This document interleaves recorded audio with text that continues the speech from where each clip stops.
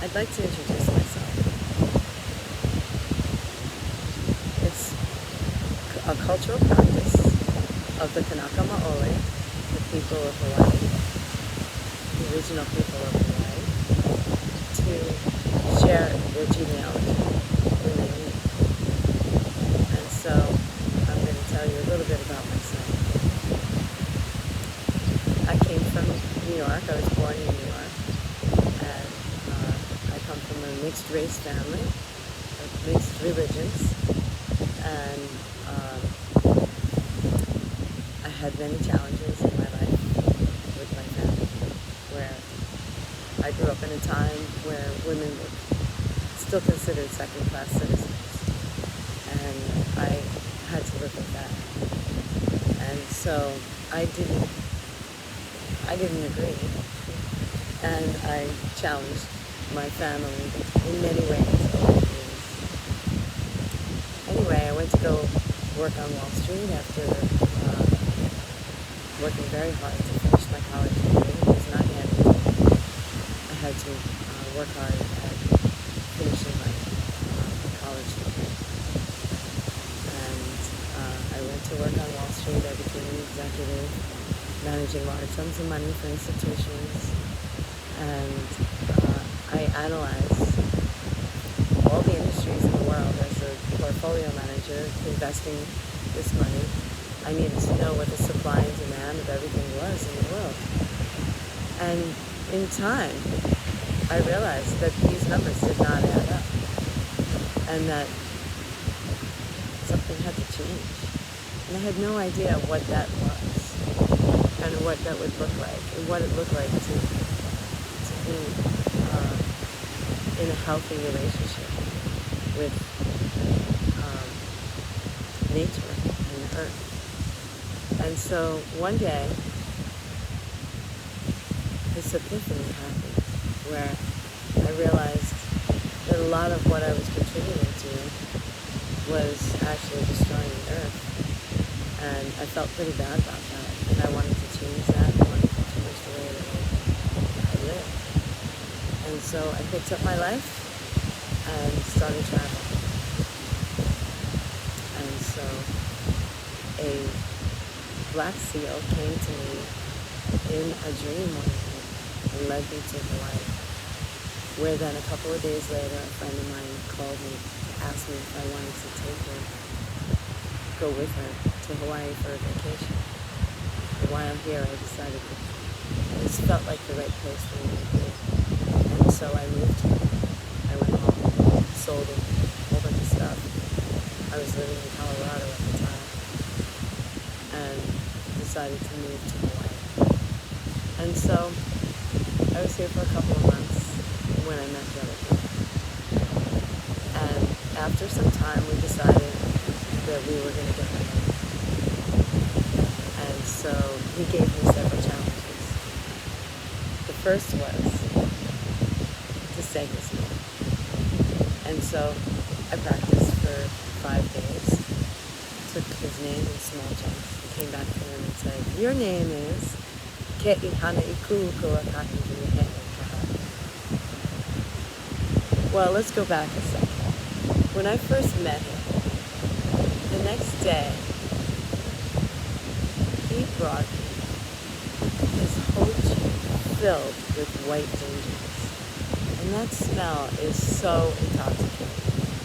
He put all of those gingers inside my apartment. And so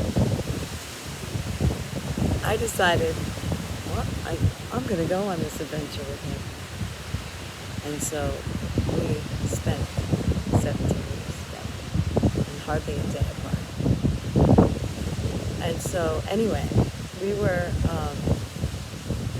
talking about getting married. I came back to him and told him what his name was.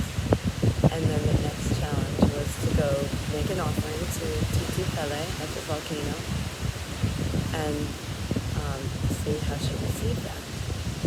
So Brother Kay went over to the area where the volcano was active and he placed his offering.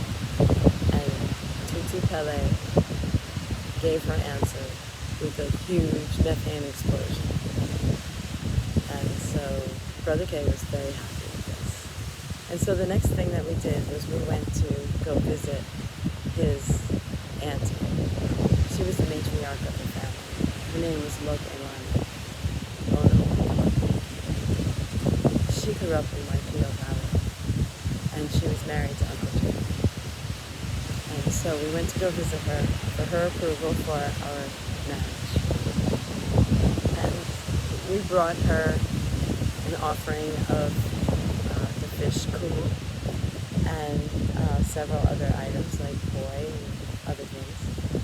And we talked story with them for several hours. In that time, Uncle Jim told me the story of how they met. He told me about the story of when he came back from World War II and he met Auntie Loke and fell in love with her and she fell in love with him. But her father was not going to have it. He hated Alex, which was the word farming. That's what that word is. And some will say the deeper meaning of that word is when the howler came there, they stuck out their hand as a greeting to shake hands. But to Polynesian people, when they greet each other, they touch their foreheads and breathe sacred breath and share the sacred breath. And so ha'ola means no more sacred breath. And there's more to that story that I'll talk about at another time. And so Uncle Jim and Auntie Loke were forbidden to see each other by her father. But she would still sneak out and go see him. Anytime her father realized that there was no denying his love and he didn't know what to do. And so he asked the ancestors for an answer. And in a couple of nights he had a dream. And the dream was that the people in the family would get together and each of them would get into a canoe in Whitefield Valley where the water is very rough. And so they got into the canoes and the family pushed them off into the ocean. And if their canoes were to come together, that meant that the gods had approved of their journey. If not, their canoes would come apart.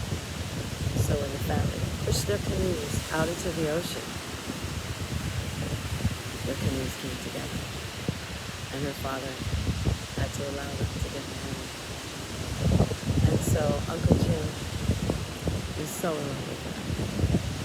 And what he said to me next, I took it with the rest of my life. He said, there's the right way, there's the wrong way, and there's the Hawaiian way.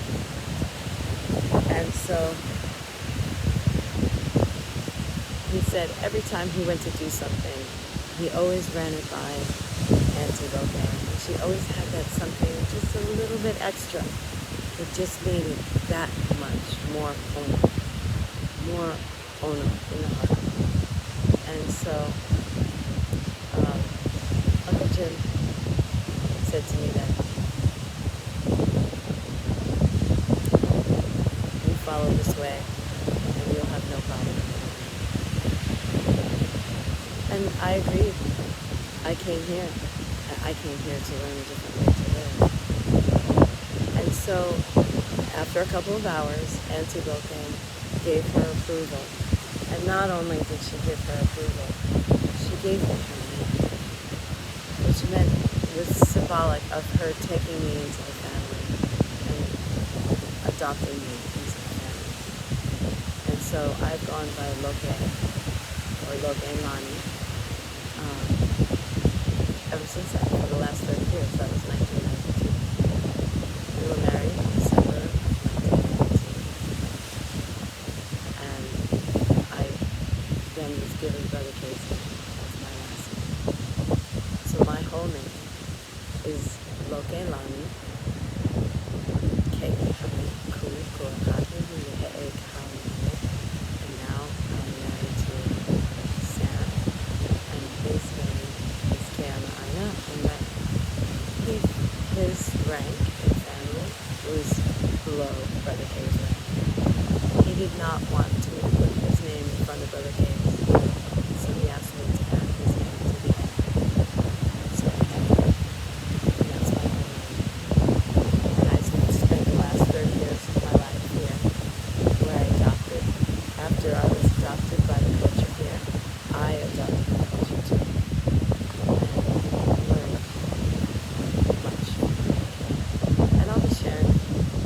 wisdoms and